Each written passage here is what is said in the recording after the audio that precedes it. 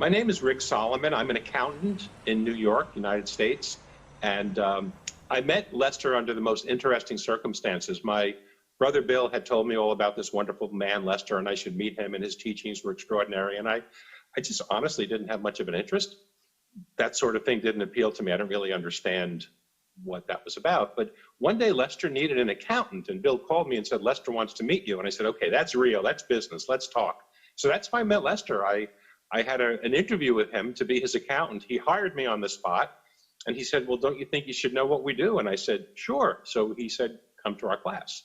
And I did within a month and learned his process of letting go. And so it was sort of a coincidental, if there's such a thing, meeting with Lester. Actually, the day I met Lester was quite interesting. I went to his office, and the receptionist said, yeah, go right in. He's expecting you. So I walked in, and there was a woman in the office standing in front of his desk actually yelling at him. And I apologized. I said, oh, I'm sorry. They said I could go. And he said, no, sit down and I'll be with you in a minute. And I'm feeling pretty uncomfortable because this woman is just, Lester, I don't remember what she was saying, but she was really letting him have it with great anger. And so I'm feeling uncomfortable. And then I glance over at Lester, wondering how he's reacting to this. And I see this beautiful, peaceful, loving smile on his face while she's yelling at him. Didn't say a word. And then all of a sudden she says, oh, Lester, I'm so sorry. I don't know why you did that. He said, oh, no problem. It's okay. And I'll talk to you later. And I thought to myself, oh my God, if I could be so peaceful and still and loving when someone was screaming at me like that, that would be extraordinary. So I never forgot that. That was just a demonstration of what it was like being in that space. How Lester discovered freedom was quite interesting because the truth is he wasn't looking for it, at least not knowingly. He was a successful businessman. He was enjoying life, but was searching for something, was searching for happiness. Why did he want to make money? Why did he want to have the relationships he was in? Like every other human being, looking for happiness. And he didn't find it. He found bits and pieces of it. And then in the 1950s, he suffered a massive heart attack and nearly died. And became really upset and wondered, what's gone wrong with my life? Why have I not found happiness? And what that led him to was a process inadvertently of just starting to let go of things in his life that weren't working.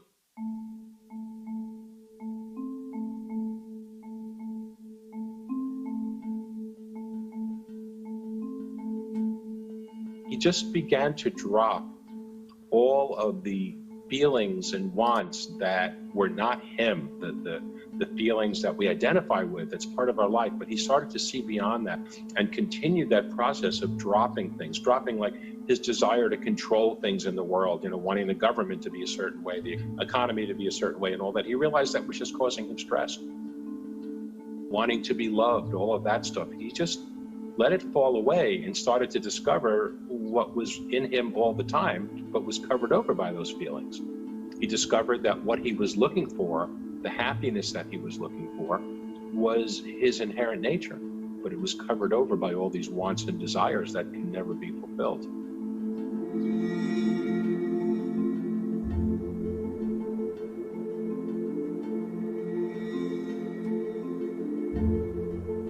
So he sort of stumbled onto it by accident. He wasn't looking for it. He didn't know exactly what the outcome would be. What he did know, and he was a scientist by training, he was a physicist. And so he had a very inquisitive mind. And he also knew that if he tried something and got results, he wanted to see how far he could go with it. So when he began to discover how letting go was freeing him and something wonderful was emerging in him, he said, how far can I go with this? And so he just kept up the process, and he brought up every negative feeling, every stressful thing that ever happened in his life. He would intentionally invite it up just so he could let it go. And within 3 months, he completely cleared out all of the mental noise that was operating in him, and he discovered what he called a peace within himself that exceeded any understanding.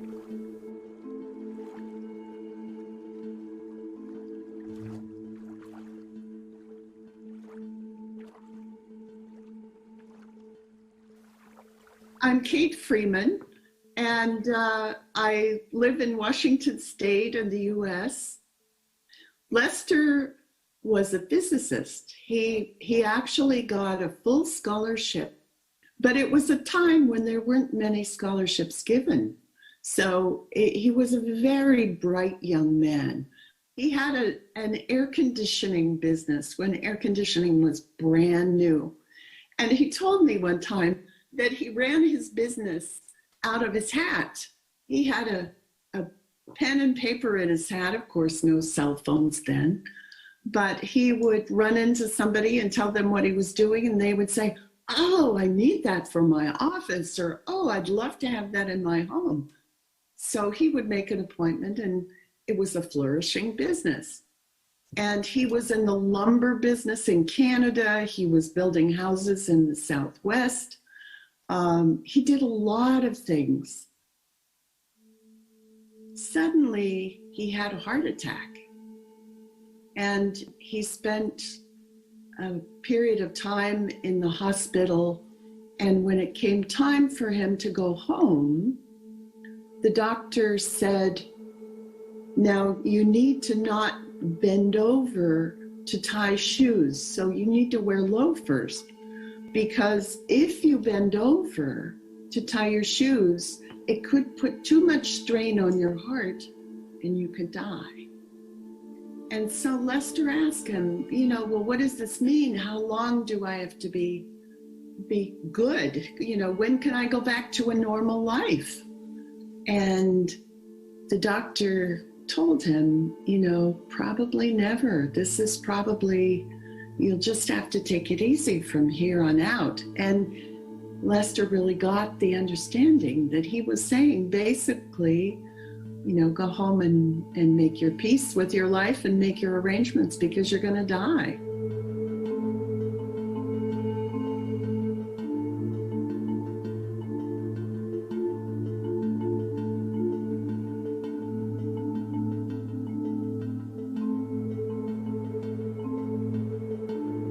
He just decided to go back to the lab himself.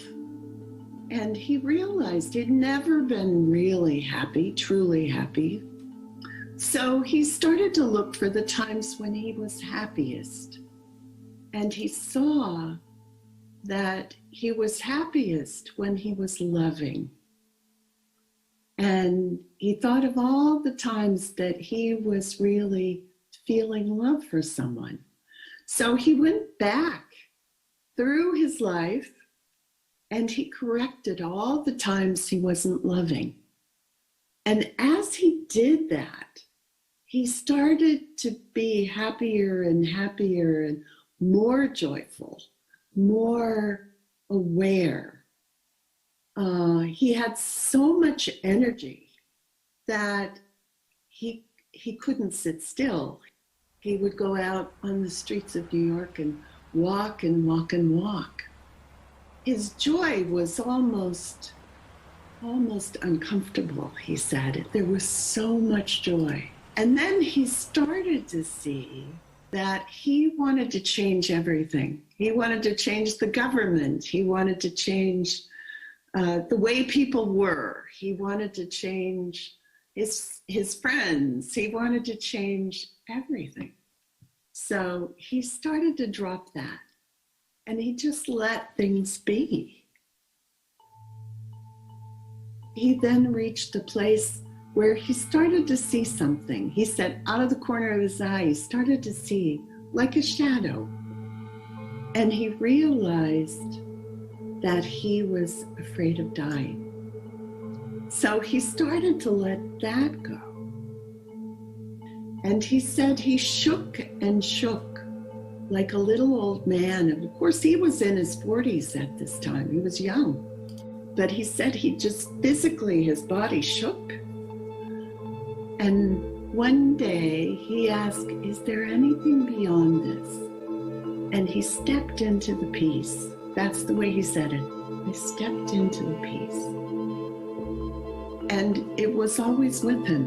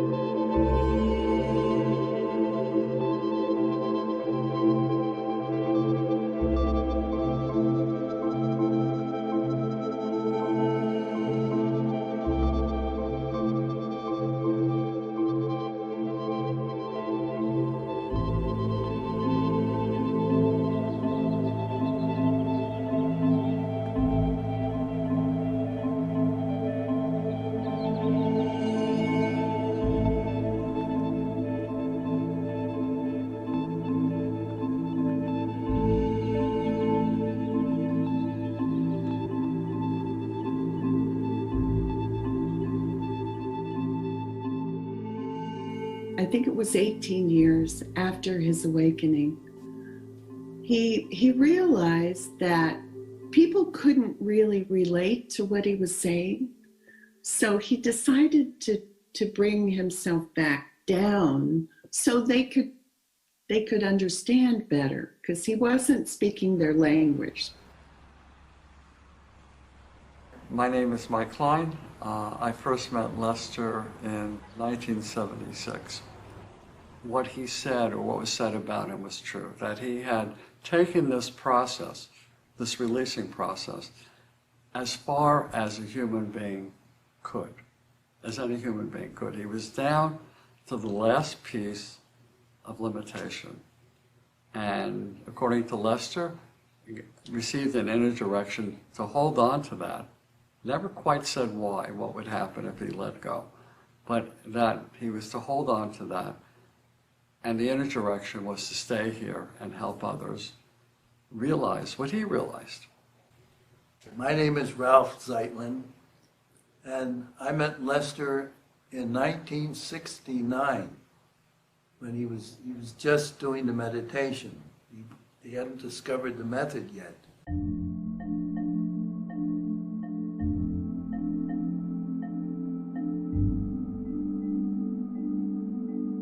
January 1975, I heard, oh, Lester's got his own method now. In 3 days, I was in Sedona, just made a beeline. Lester's got a method. I don't care what it is, I'm going to learn it. Lester discovered that when people were only meditating, they got very high, but there was no growth. There's a difference, because people would say, oh, I feel good, oh, I just want to feel good.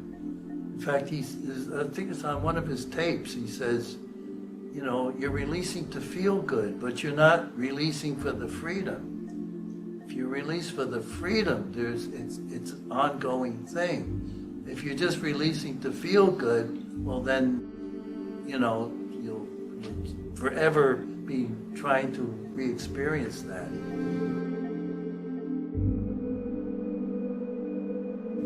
He asked himself, how can I get this across to people so they can do what I did by themselves? And then he said the whole thing just fell into his lap. He saw the whole picture. And he presented it, and people were within one release, he said, was equivalent of months of meditation.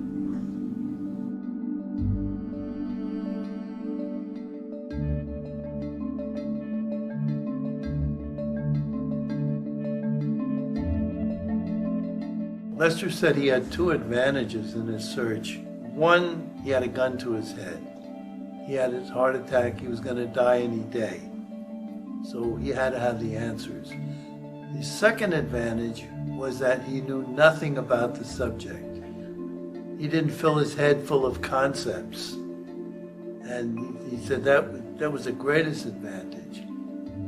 I don't remember if I mentioned this before, but there was a time when I was going to an intensive, and I decided, oh, I have another week before the intensive starts. I'm going to get a head start. And I took the book of Ramana Maharshi, and I read it cover to cover, like 600 pages, thought I'd get myself really in the mood for the intensive. And I got there, and I couldn't get in touch with my feelings.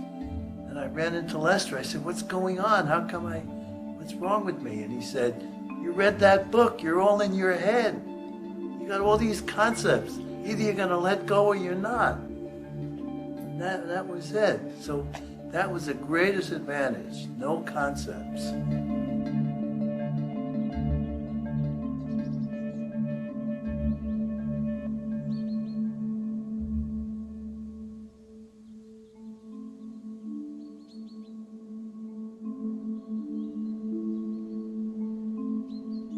For me, being with Lester meant I was going to be stirred up. And, you know, as much as I wanted to say I wanted to be stirred up, I really didn't. You know? I didn't experience this, but I observed this at the old Sedona Institute in Phoenix on Missouri Avenue. Lester came in one morning and he moved two of the desks. One was Enrica's. I don't remember who the other's desk was. He just moved it a little, a foot here, a foot there. So Enrica, as she tells the story, she comes in, her desk has been moved, and she was releasing the rest of the day on that. That was his job, to bring up what was suppressed and unseen. And it was it could be really uncomfortable. I got married after I took the course, and I came in one day and I was talking to Lester in the office, and I said, you know, every time I start to really move up high, my husband does something to pull me back down.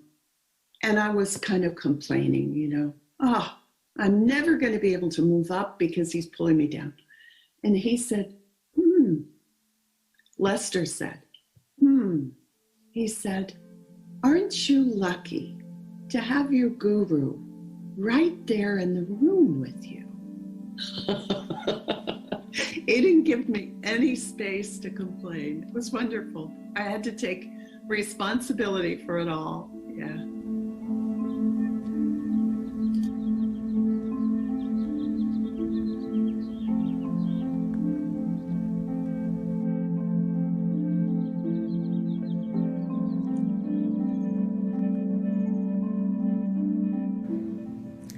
We mustn't forget how funny he was. Because he said so many important things, we sometimes forget the mirth, the love, the fun. And the fun in Lester is what made it stay in our hearts.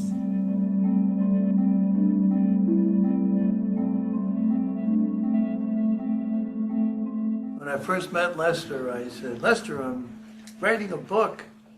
And he said, really? Who are you writing it for? There's no one out there.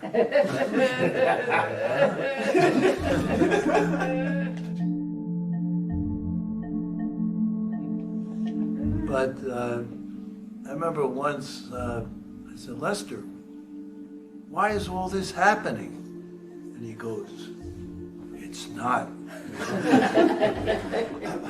You never knew what he was going to say. I mean, it was just uncanny. Lester and I are sitting at a small table, just the two of us, in Sedona. And we were talking, and I happened to notice Lester's teeth. And I look at his teeth and I say, Lester, you have pretty good teeth for a guy who's 68. And Lester, without missing a beat, says, some of my ideas are pretty good too. You know? And just kept right on going. I was the chef for the retreats. And we called them intensives in those days. And we had what we called the kitchen intensive. We had our own little skirmishes and so forth. And one day, it was really things we weren't releasing. We got into a big fight. We're really rolling on the ground, physically, fighting. People had to separate us. And Virginia comes in, she says, what happened? And I told her, she said, oh my God, this is a spiritual place. We can't have anything like that here. And then Lester came in and he said, what happened? And I told him, and he says, that's the way, Ralph. Puts his thumbs up. He didn't care if I destroyed the place. All he cared about, I got out of apathy, I got into courageousness or anger, whatever, I moved up. That's all he cared about.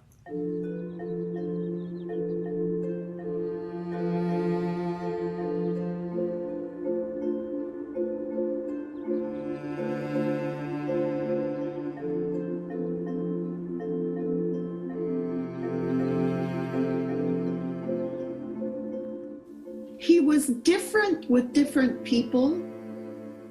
I saw him be very direct with some people he was always very loving with me. I think he probably knew that that's what I needed, that I was encouraged and felt very valued. And it was a wonderful expansion in my understanding, because I felt so safe with him. And I trusted him impeccably because he just felt very safe. Lester had an extraordinary way, and so many people you talk to who knew Lester, who were privileged to know him, will tell you that what he said was so perfect for that person. He would say very different things to different people, but he knew where you were at. He could feel you were at where you were at. He would share with you and support you wherever you were. And he'd provoke you. He wasn't afraid to poke at you at all, because he would see the pieces of ego that were remaining. He would definitely help you see them. If he knew that you were genuinely interested in releasing, his support was completely unconditional. He was a beautiful soul to be with in many ways.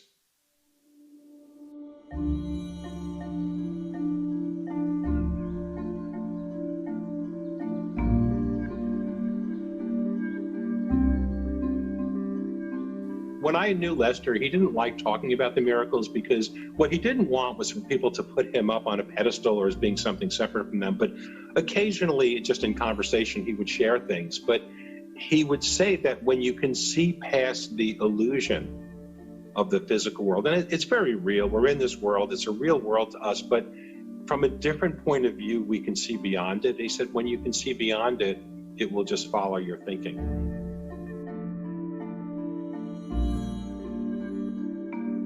Helping me lift something super heavy, several hundred pounds or something. He finally got it down, and my heart's pounding. I'm sweating profusely. I can't catch my breath. I look over, and here he's standing there as if he had done nothing. I said, Lester, how's that possible? You're twice my age. And he said, very simple. He said, you use most of your energy fighting your feelings. I have all my energy available to me. One time we were out at the retreat center before, maybe it was during the time they were building, and he would always give us the tour.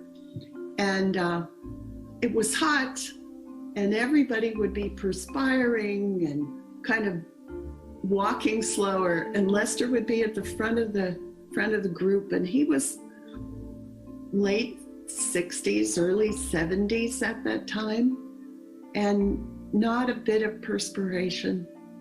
He said, I don't have resistance, so it's easy, you know. I'm not resisting the heat.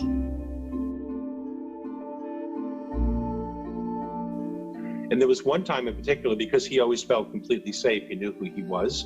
There was no sense of fear or wanting survival in him. And one time I was in the car with Lester. We were in Sedona driving up to a motel called Sky Ranch, and it's at the Sedona airport. And anyone who knows Sedona knows the airport's on top of a mesa. And the road up to the airport was a road cut into the edge of a mountain. And there were no guardrails on that mountain. And Lester was driving. And and it's probably a 4 or 5 minute drive along that road. And so I'm always nervous. I was always nervous on that road. Lester was driving, talking to me and looking at me the entire time. And all I wanted to say, and I just didn't have the nerve to say it, was, Lester, please don't look at me. Just look at the road. There was no guardrail. I mean, I'm thinking like a foot or two over and it's all over. And maybe Lester doesn't care about surviving as a body, but I do. And I remember thinking that. I was so nervous. And he was totally calm and never looked at the road once. Didn't go off the road even an inch. So I never forgot that. And I asked him about it later on, and he said, well, I don't need to look. I'm safe. I don't need to guide the car. It's being guided. I don't recommend trying this on your own, but for Lester, he was in a place where he just knew. He just knew. He didn't need to look at something to know. So it was beautiful to see that in him. Lester and I were in the big white Cadillac, and we drove down there, and it was rush hour. It was like 4:30, 5 o'clock in the afternoon. The traffic was wall to wall. And we we went into the gas station, and then he came out. He did a U-turn at that intersection in the middle of rush hour traffic and went back north. And if you looked, you couldn't have seen a space, but he did it and didn't touch anybody, and nobody even beeped. It was like he just went right back into traffic. I actually spoke to a woman who was traveling with Lester coming back from LA, and the gas tank got low. And of course, LA is 6 or 7 hours from Sedona, where he lived then. And they came all the way with all the gas stations were closed at that time. It was very late at night. And they came all the way without getting gas, and there was no problem. So there were a lot of miracles that happened around him.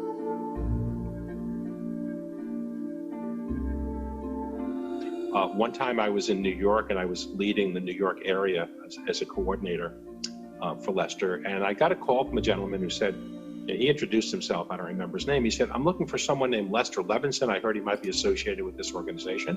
And I said, what's this about? And he said, well, back in the 1950s, and that's when Lester had his awakening, for reasons I never understood, Lester went through this really unusual experience. He explained it to me, but I didn't really understand it. And then he gave me an apartment building that he owned, that he invested in. He just signed the deed over to me. Now, we were good friends. I had no idea why he did that, and I don't think I ever really properly thanked him. Well, I remember that Lester told a story about that. He said that when he awakened, and he did have real estate properties, he realized that because he could manifest things by mere thought, he said, if I have the formula to make gold, do I need to carry around a bag of it on my back?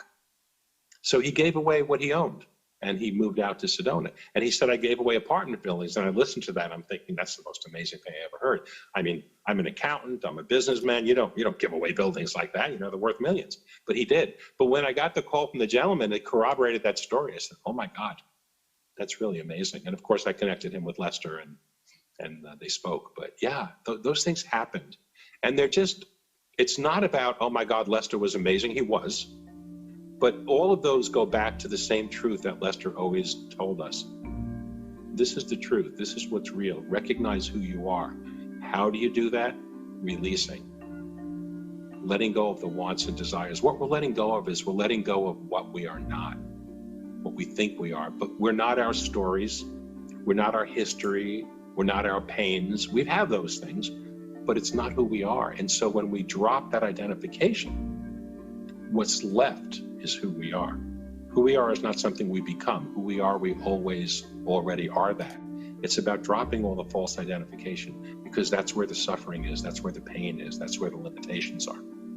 So it's an incredibly joyful process, releasing. It pays rewards every step of the way. From the first time you release, you start feeling freer and lighter. And I encourage everyone to, if you don't know the releasing process, learn it. It's a huge gift. And if you do know it, follow Lester's simple advice, and that is take it all the way. Don't stop. Don't stop when you're feeling good. Keep going and discover the ultimate truth of who you are. It's what we're here to discover.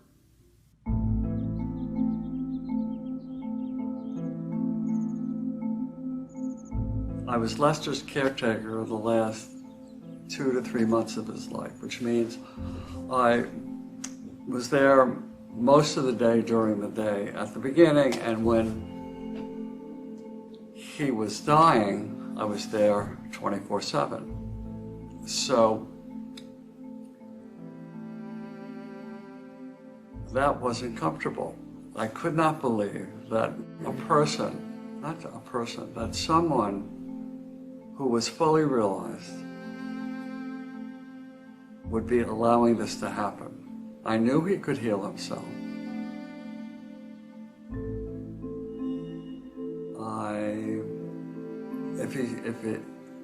I knew he could.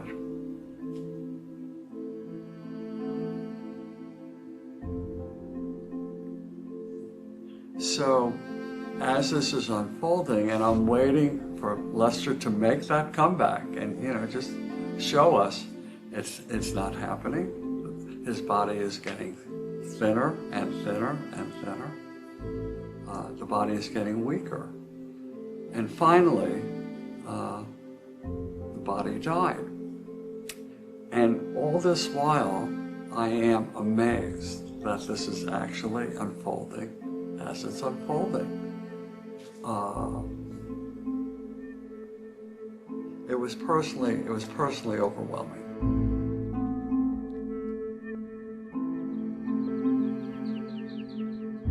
About 2 years later, a friend of mine, she told me a story of a conversation she was having with Lester about a year or two before he died.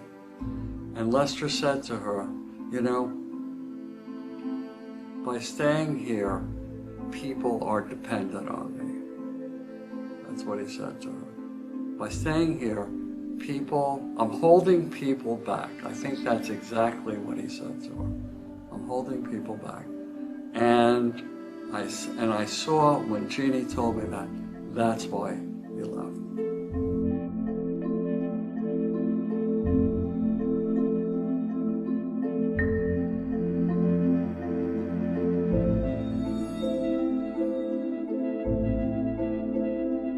This is the biggest thing, when people who know I was with Lester, I was his caretaker, and they say to me, "You were so lucky to be with Lester." And I say, "You're right. It was really very, very lucky."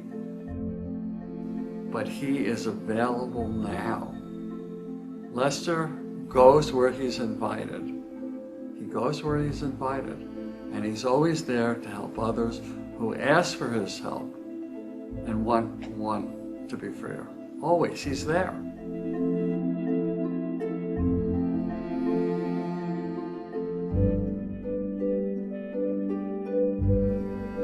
So Lester did a magnificent job of preparing a lot of people to go out there and teach. But because he's no longer in the body, that sort of frees him to be in a lot of places at one time. And interestingly, I was leading a workshop last night, a releasing group on a call, and one gentleman who never met Lester, he's only been releasing for maybe a year or so, he said, "I was releasing and I was wondering, can Lester help me?" So I said, "Lester, if you're there, help me, and this is my situation, what do I do?" And he said, and Lester said to me, "Look, don't stop identifying with that anger." He described the answer Lester gave him. And I said to him, "That's exactly what Lester would have said and how he would have said it." I said, "Lester was there with you, my friend." And I've heard many stories about that, of people saying, I just asked Lester and this is what I heard. And I knew Lester and I knew his sense of humor. And sometimes people would say, "Lester told me a joke." He had a very corny sense of humor. But I knew that it was Lester speaking to them. And for myself, I can close my eyes and just invite Lester in. He's always there, and I just see his beaming smile, and I ask him questions, and he never speaks to me in the questions. He just looks with a knowing look, and I get the answer, and it's like, "Thank you, Lester." So he's there supporting this beautiful work all the time. I remember, and I guess my most significant encounter with Lester was the day after he died. It was very real. It was more real than a lot of the physical encounters. I fell asleep and took an afternoon nap. And suddenly I'm on this big meadow, on this path. And then there's this other path going this way, crossing, and along comes Lester. Like 1 or 2 days after he passed on, and we meet, just shook my hand and just looked at me and went off. And I got goosebumps even thinking about it now. When I woke up, I just knew he was coming to say goodbye to me. And the look he gave me was, "You'll either do it or you won't. I hope you do it." And I woke up. And that really turned me around.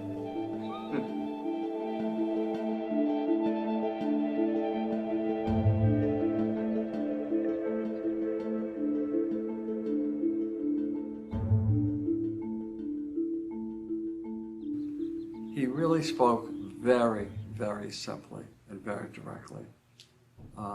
And he basically said the same thing. You're an unlimited being. How long should it take an unlimited being to do a 6-week job? Why not do it? And he also said all the time, go all the way. Go all the way. Don't stop, you know? And that's the key. Yeah. So when you really want to know who you are, you'll find out.